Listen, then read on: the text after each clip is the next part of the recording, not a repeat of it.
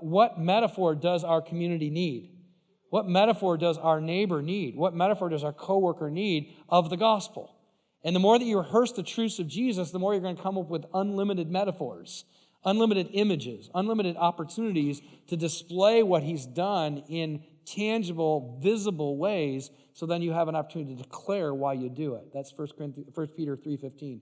Always be prepared. Having set apart Christ in your heart, always be prepared to give an answer for the hope that's in you. Does that make sense? It's an easy way to help your community grow in sharing the gospel, because as soon as you collectively give a gospel metaphor, then you collectively have to explain it. And so you should live your lives in such a way that it demands a gospel explanation. What I say to our church all the time, if we can explain our lives away just by being good people, then we're probably not living yet a life that demands a gospel explanation. We should be living a life that makes no sense to the world, so that we have to explain it. Okay? And the greatest way to do this is just keep rehearsing the gospel and say, if we believe that to be true of Jesus, what would that look like in everyday life? He forgave his enemies. He blessed those who persecuted him. He paid for our debts. He welcomes us into a home we don't belong in. He cleaned up our mess afterward.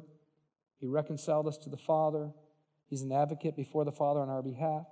He felt our pain and was compassionate. He visited us in prison, the prison of sin. He set us free at the cost of his own life. And we can just keep going. And over time, you're going to go, man, there's so many opportunities in our city. And it's not hard to figure out how to bring the gospel to bear once you rehearse all the things that Jesus did. You'll come up with at least one, I promise you. But you'll probably come up with 20 if you really do this.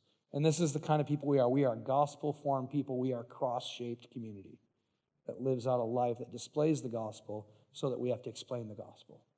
Amen?